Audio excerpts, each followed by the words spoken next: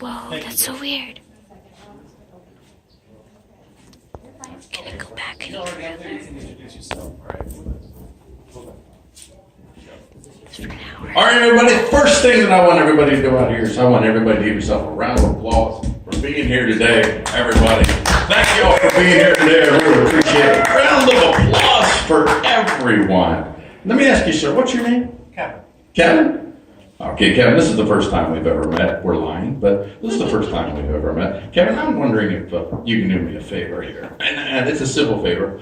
I just want you to count from 5 to 1 backwards. Can you do that for the studio audience? I think so. Go ahead. Go ahead. 5, 4, 3, 2, 1. Ladies and gentlemen, a round of applause for Kevin. Excellent work. Excellent work there. Now, ladies and gentlemen, I need a volunteer. Can I get a volunteer? Somebody who's willing to come up on the stage with me. Let me see a hand. I need somebody to come up. Come on up, Joe. Come on up. That's going to be awesome. It's going to be great. All right. So this is Joe. I never met him first time, right? We're lying, but this is the first time I ever met him. What I want you to do, Joe, I want you to say the word tomato. Just say the word tomato. Tomato. Okay, now, you said the word tomato, and that's great. Let's step it up a notch. I want you to sing the word tomato. Sing it any way you want. Tomato. There you go. There you go. Excellent, excellent. Now, the last thing, I want you to say the word tomato as loud as you can. You can scream it, or you can say it, whatever you choose. Tomato! There you go. Okay. Okay, now, Mandy, I know you, right? Yeah. Mandy? You're done, Joe. You can leave. Get out of here, man. Get out of here. You know what you're doing up there ain't appropriate. So let me ask you a question, Mary. I just want $20 from you. I don't want to borrow it. I just need it. I want it. Can you give me $20? I can't. Let's give Mandy a round of applause. Let's encourage her to give me $20. Come on, Mandy. Come on, Mandy. $20. You give it to me. Come on. I got nothing. She got nothing. She got nothing. All right, try to keep all that in mind, folks. It's going to come into play later on. Or I'm going to trip. Did you see that? Did you see the way I controlled that? I started to trip and actually, maybe I shouldn't have drawn attention to it. Okay, so. My name is Paul Gordon, and I confess that I am a VisPrivusian, which is a word that I made up, which I'm going to explain. Before I get to explain the word VisPrivus, I want to talk to you very briefly about a concept of the cost of coercion.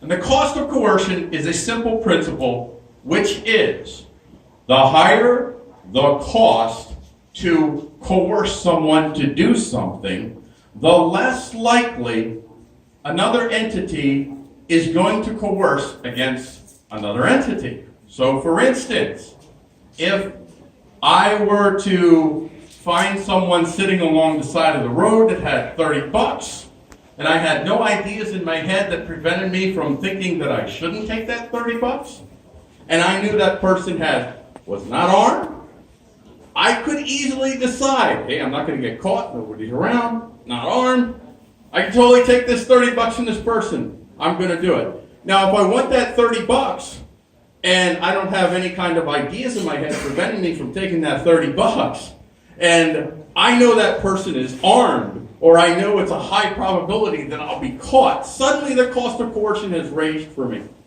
And I'm less likely, considerably less likely to take that $30. Now, if the person had $1,000 or $1 million, then the cost of coercion becomes something different. Now, I want you to keep that in mind. Keep in mind the cost of coercion as I begin to tell you about VisPrivus. VisPrivus are two Latin words, vis and privus. See, I put them together in there.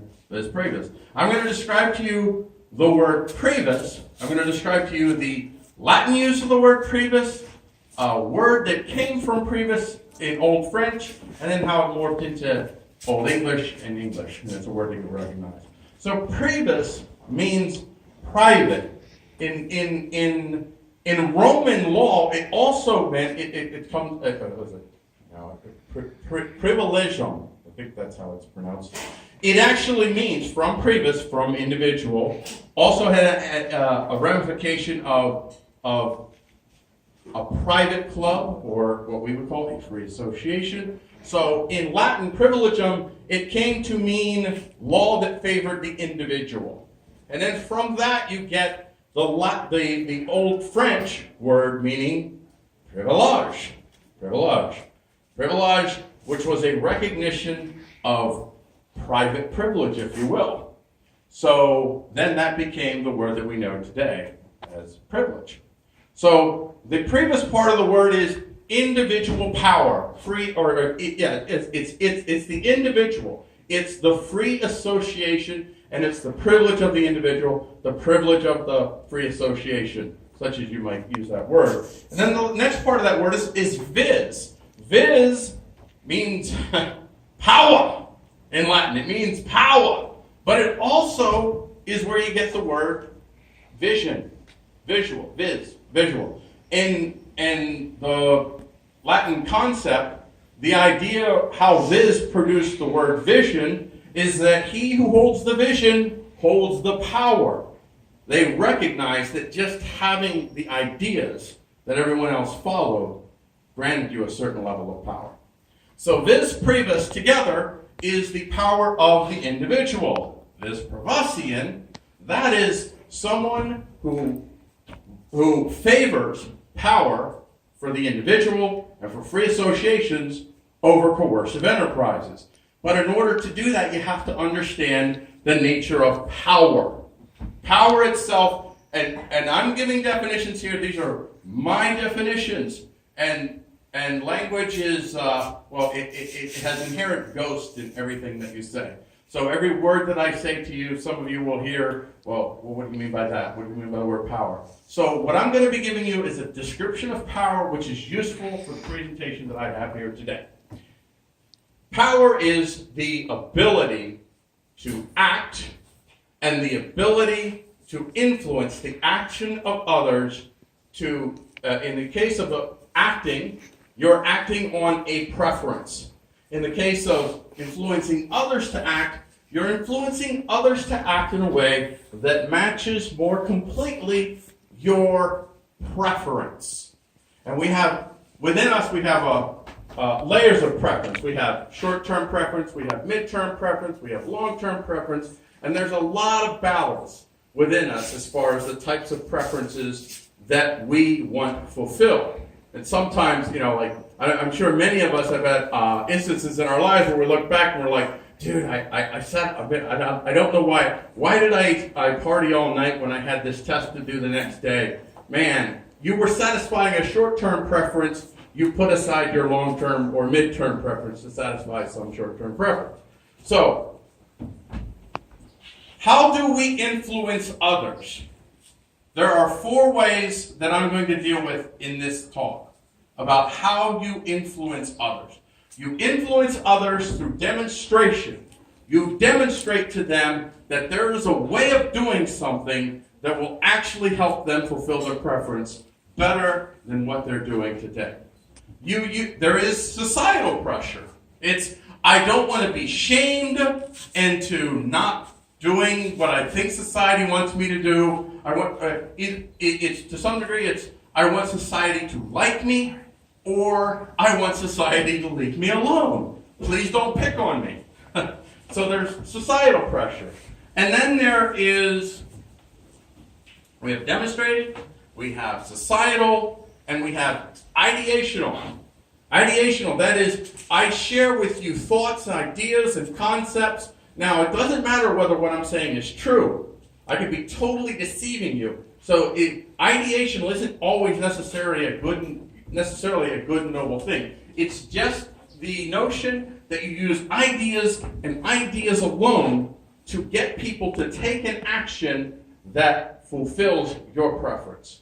And then the last one, and this is the one that triggers, I think all of us here, I would assume all of us here, the last one is physical. This is where you use either the threat of physical action, or you actually use physical action to influence the action of others to meet your preference. Now, keeping all of that in mind, this sets us up to look at an event in history that maybe some of you have heard of. I'm willing to bet many of you have not. And that is the 1381 Peasants Revolt. How many people were alive then? Raise your hands. Good, good. Got one over here. That was a good year. Well, not really. It was a good year, and then it was a sucky year. It got really good, and then it sucked. You'll find out. So the Peasants' Revolt of 1381 was triggered by an event that happened in 1340 and continued for the next 10 to 15 years, and that is the Black Death. The Black Death marched into England, and when it did, it decimated the landside, or the landscape. It was killing people off in the thousands. In some ways, in some places, whole towns disappeared. Where once there was a town, the next day there were dead bodies being burned. So it was vicious, but it wasn't just a one-time event. It actually kept coming back in waves over the next 10 to 15 years. So from 1340 to 1355, now this situation was not unique to England, which is where the Peasant Revolt of 1381 happened.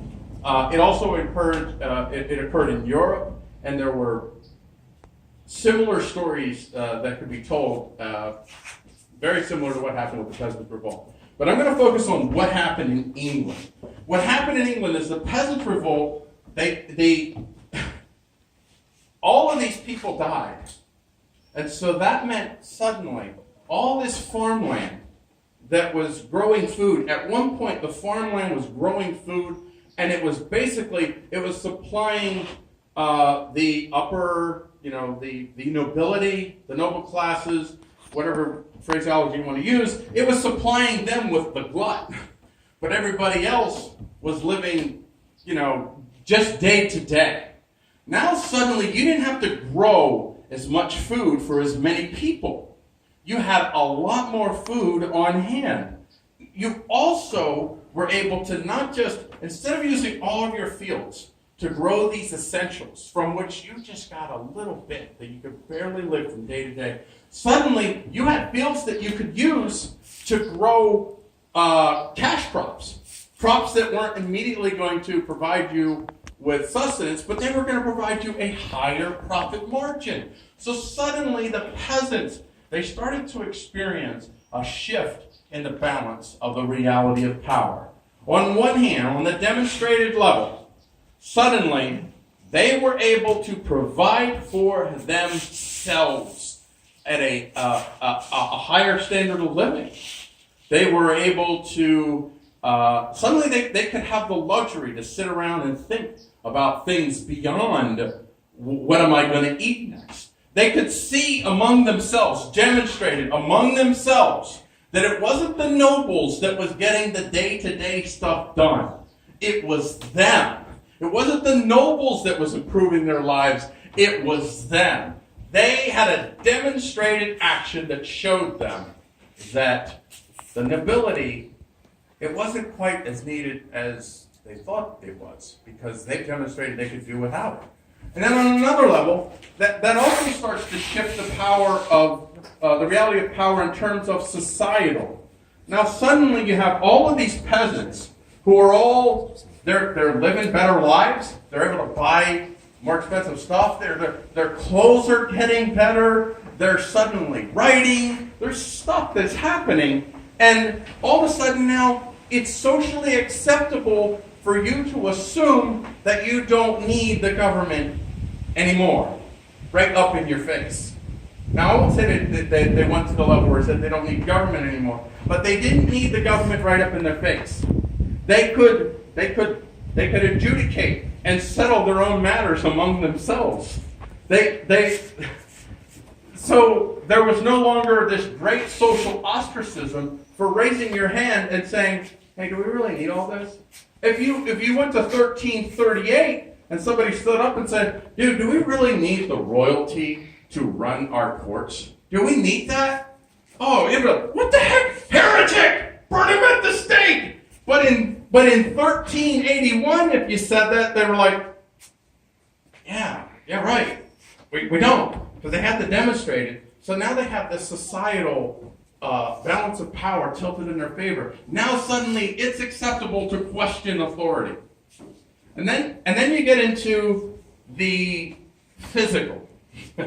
Even in the physical scale, in the physical realm of influence, a little thing called the 100 Years' War was going on at this time, and England needed warriors. So, because England needed warriors, what they had done was they made it mandatory for people to have to use the longbow, to become longbowmen, essentially. And they were going over, wave after wave, over to France to fight the 100 Years' War. And they were trained, and they were pros. They were soldiers. And they came back, they had all the skills that they needed. In that time and age, the peasants had the real physical power. The balance of power was in their favor. And then you come to the last part, ideation law. I'm going to get to that in a second, because I'm going to talk about how the Peasant Revolt happened. So I've described to you all these things that was happening among the peasants. All these things that were in their favor. You know, the peasants, suddenly they could haggle and get higher wages. So the response to that was, there ought to be a law. Dude, man, you see them guys over there, the uppity people over there? Dude, there ought to be a law. Dude, did you see that? Did you see Oscar from the village? He was wearing a fine silk tunic. It's a silk tunic now. He was wearing a fine silk tunic. That's what we wear. Dude was wearing what we wear. Can't have that. So they passed something called the sumptuary laws, which were designed to prevent peasants from getting stuff that were too cool. But basically, it was a too cool, and that's too cool. That ain't for you, Mike. You know, too cool. No. And I talked about the 100 Years' War. The 100 Years' War, very expensive. They needed money. So they passed the poll tax. You guys are going to be, you're going to be horrified. This tax is going to trigger all of you. You're going to be looking around and going, thank God, not in America. Thank God in the land of the free we don't have this. A poll tax. It taxed you for merely being a citizen. It's like the, oh wait, it's like the income tax. Never mind. Okay, so anyway. So the poll tax is, you're a citizen, you pay. And it was a flat fee, by the way. It was, you paid the same whether you were a peasant or whether you were royalty. No matter what, you paid this tax. And you know, the peasants, you know, it was a big surprise. They don't want to pay the tax. So they found loopholes. They found ways to avoid the poll tax. So the response was to send out physical force to force them. Now, initially, when they sent out these little groups into the villages to collect the poll tax, to get people to listen, they more or less complied to the physical, their perception of the physical reality of power, which was not true. They actually, all the physical reality of power was in their hands. But they perceived that the power was in the king's hands, a 14-year-old king. By the way, King Richard II at the time. So, one day, a man shows up in a village with what I think his name is, John Bampton, I think that's his name, and he's going to get the villagers to pay a tax. And one of the ways that they figured out to find out if girls should be on the rolls that were trying to not be on the rolls, they would reach up their skirts and test to see, are you a virgin? And in those days, if you're not a virgin, or must be you're married, if you're married, you're a citizen, you pay the poll tax. Now that was a bit much for the peasants to take, as you can imagine. The cost of being coerced for them was getting rather high. Watching their daughters get fingered, not a cool day. Not a cool day. So Thomas Baker, he had enough, and he challenged the authorities. He had his own armed group, and they stood them down. And the authority, John Baldwin, whatever his name was, he took off. And it could have ended there. And there were a little bit of revolts that started to happen after that. Little examples of this, you know, that these guys were getting turned out of the towns. Go away. And it all came to crescendo. This is late July.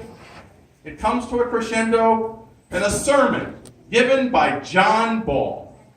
John Ball tips the scales, tips the reality of power in the ideational from the nobility, from the king, from the state, from the course of enterprise, to the peasants. Not fully, but fully enough that action would be taken. And he gave a speech in which he famously said, when Adam delved and Eve span, who was first? The gentleman. Now this was, believe it or not, an earth-shattering idea for the time. And the earth-shattering idea is this, is that nobility is not blood, it's not inheritance, it's not DNA, they wouldn't have known DNA, but it's not the family, it's the merit. Nobility is demonstrated in your character, in your worth, in your, they would have thought, work ethic. It's not demonstrated in who's in your bloodline. Folks, you have to understand, this is a completely radical concept. This is a Christian Europe, and now I happen to be a Christian, but their brand of Christianity not the same as mine, but Christian Europe, in which Christianity told them, their God told them, that nobility was, it wasn't just that the king was divinely ordained. All of nobility, all of your rulers are divinely ordained. And John Bull makes this speech. Now here's where I think John Bull wanted to go further, but the audience didn't. Because while this revolt had this phrase, where Adam dealt and Eve span, who was first the gentleman, they said that all the time. They also had another phrase that was equally as popular that showed that the reality of power in the realm of ideational hadn't fully tilted in their favor, and you're going to find out that powerfully it didn't tilt in their favor. When they answered that with, for King Richard and the real commons of England. Now what they had basically done is they had finally divorced themselves from blind acceptance of authority by the nobility. But they hadn't done it with the king.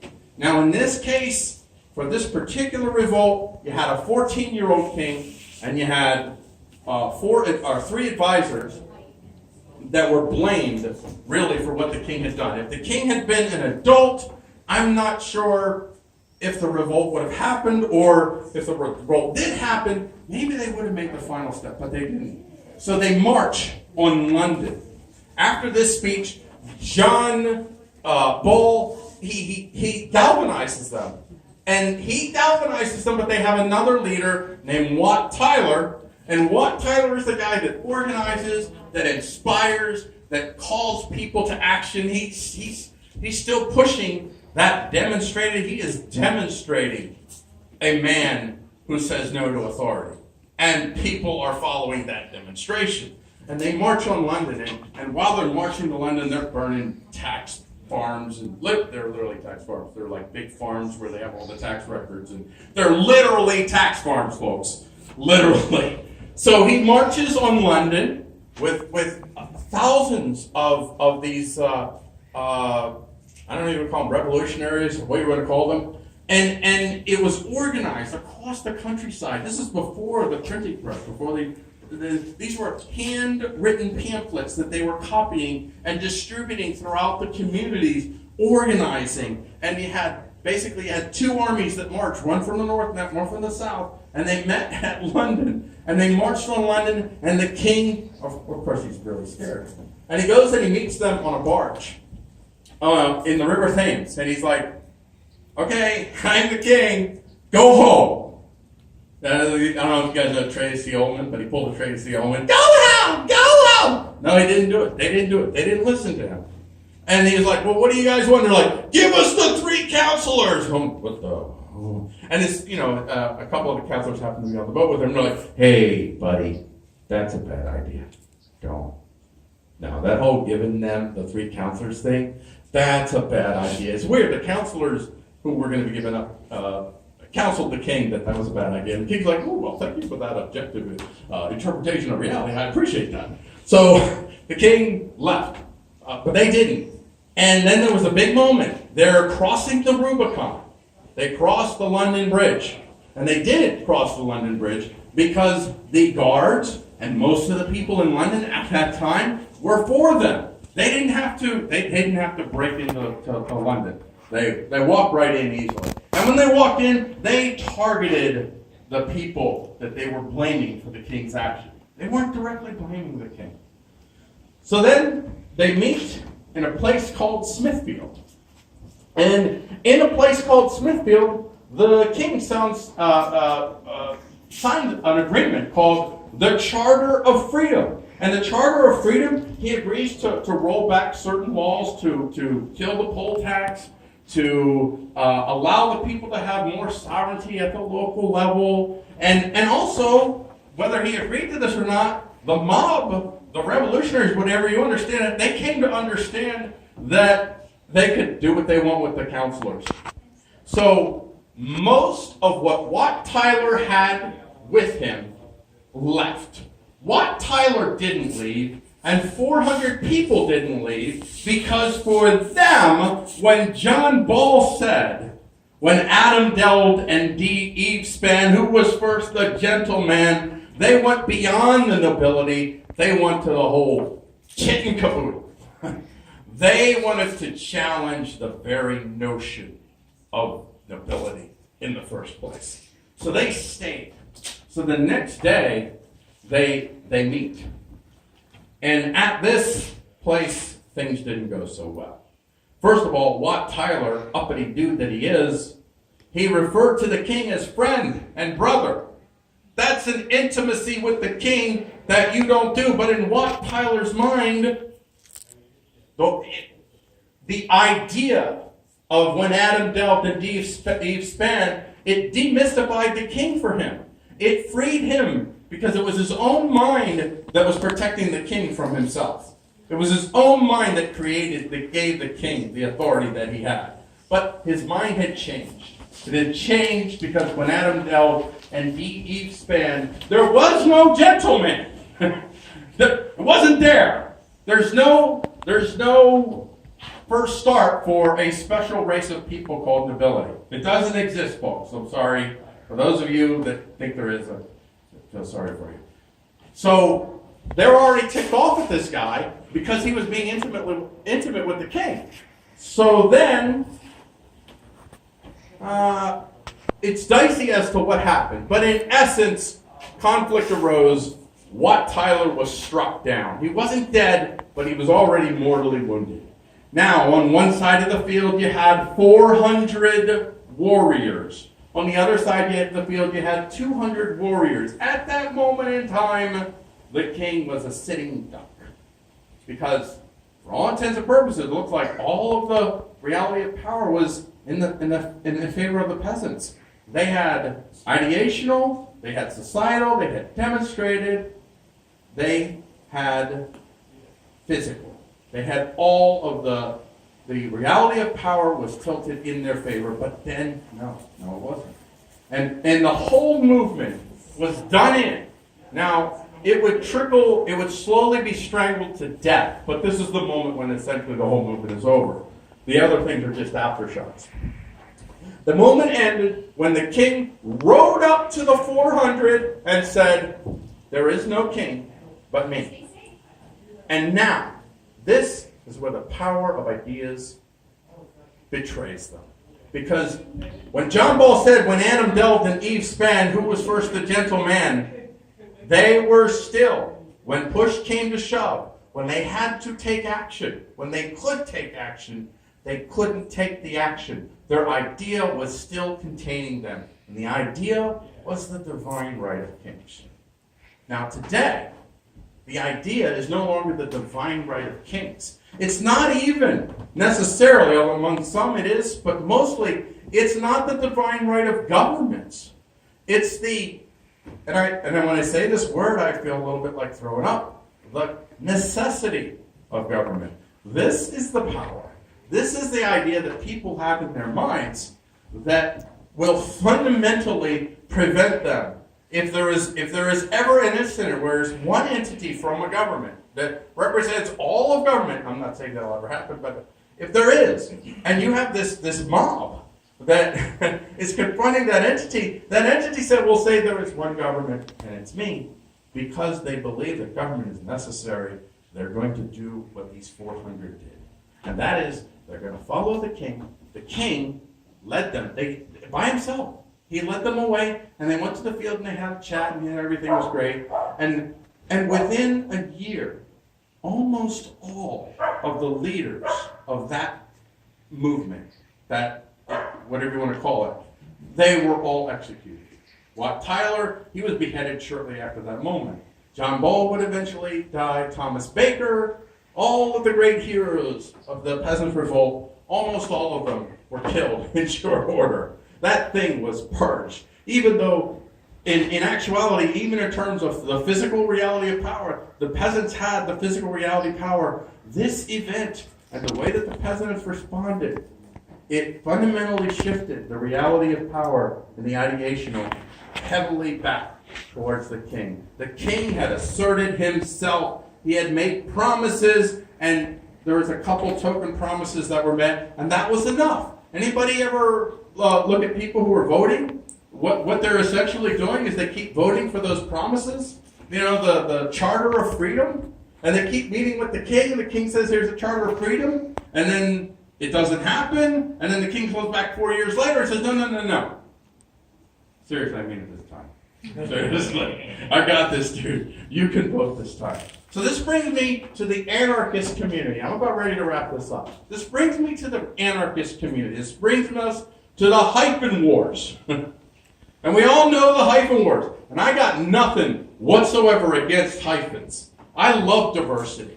Not forced diversity, but diversity. I love people challenging different perspectives. And almost all of the anarchists that I have ever met, whether you're a mutualist, whether you're an ANCAPper, whatever your particular anarcho is, very rarely, now I do meet them, but very rarely do I find them where they are advocating for using the threat of physical violence or to take physical violence to influence your action. And very rarely do I find them endorsing the physical action of the state. Those folks, in a very broad sense, I want to maintain an opportunity for cooperation with as many people as I possibly can. I don't have to walk real close with you.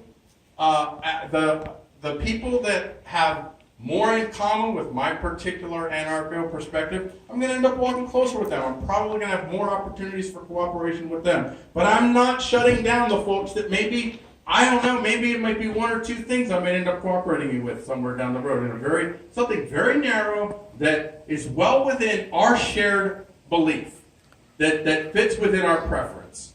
The preference, for me, the preference is I want to be left alone.